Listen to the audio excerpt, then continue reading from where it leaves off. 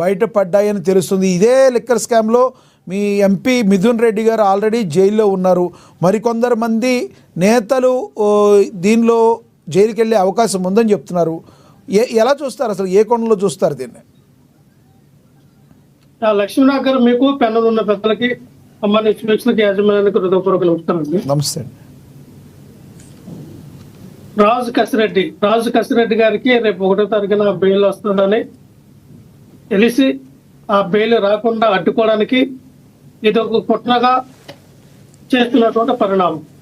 ఎందుకంటే అక్కడ ఎవరో ఇంట్లో దొరికినటువంటి డబ్బులు రాజు కసిరెడ్డి డబ్బులే, ఇది మద్యం కుంభకోణంలో సంబంధించిన డబ్బులని ఏ రకంగా ఏ ప్రాథమిక ఆధారంతో తిప్పుతారో నాకు అర్థం కాదు. ఎవరైతే రాజేంద్ర విజయానంద రెడ్డి గారు ఎవరైతే ఉన్నారో ఆయనకి అనేక రకాల వ్యాపారాలు ఉన్నాయి. ఆయనకి ఇంజనీరింగ్ హాస్పిటల్స్ ఉన్నాయి, డయాగ్నోస్టిక్ సెంటర్స్ ఉన్నాయి, చాలా ఉన్నాయి. మరి వాళ్ళ ఇంట్లో వాళ్ళ ఫామ్ హౌస్ లో దొరికినటువంటి 12 పెట్టెల్లో 11 కోట్ల రూపాయలు, అంటే 12 పెట్టెలు అంటే ఒక 12 పెట్టెల్లో 12 కోట్లు దొరకాలి, కానీ 11 కోట్లు దొరకడం అంటే నాకు అర్థం కాదు. దొరికినాయి. ఆ 11 కోట్లు రాజు కసిరెడ్డి గారివి, ఇది మధ్య కుంభకోణానికి సంబంధించిన డబ్బులు అని ఏ రకంగా ప్రాథమికంగా విచారణ జరిపిస్తారు నాకు అర్థం కాదు. ఖచ్చితంగా ఎస్, అవి విజయానంద రెడ్డి గారి ఇంట్లో దొరికినాయి కాబట్టి ఆయన్ని ఎంక్వైరీ చేయండి. ఆయన అడగండి, ఈ డబ్బులు ఎవరివి, మీ దగ్గరికి ఎలాగొచ్చింది, దాని యొక్క ఆధారాలు అడగండి. దానికి ఏమైనా ఇన్కమ్ ట్యాక్స్ కడితే ఇన్కమ్ ట్యాక్స్ యొక్క అడగండి. అంతేగాని ప్రతిది కూడా ఎవరింట్లో దొరికినా ఇది రాజు కసిరెడ్డిలో లేదంటే మిథున్ రెడ్డి గారు పంపించారనో లేదంటే ఈ మధ్య కుంభకోణంలో దొరికినటువంటి డబ్బులను ప్రసారం చేయడం తప్పు. నా ఇంట్లో ఒక 5 కోట్లు ఉన్నాయి.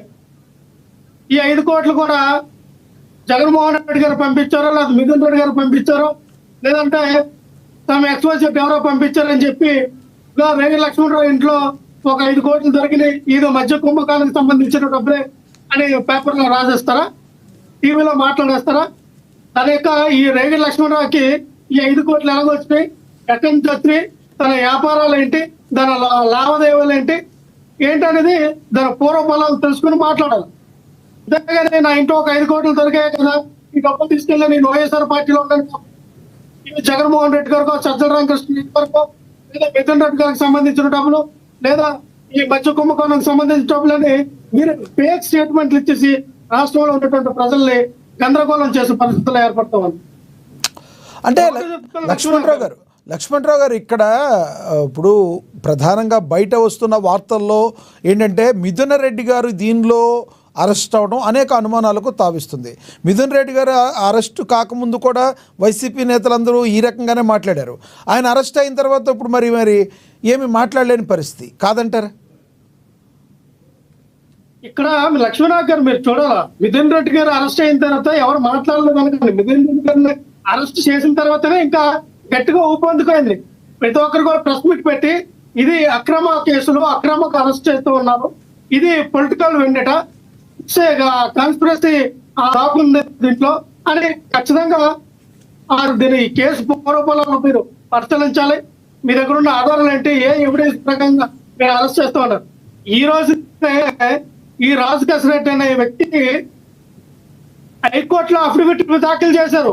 అయితే దొరికిన 11 కోట్లతో నాకు ఎటువంటి సంబంధం లేదు, ఆ 11 కోట్లు రావు కాదు.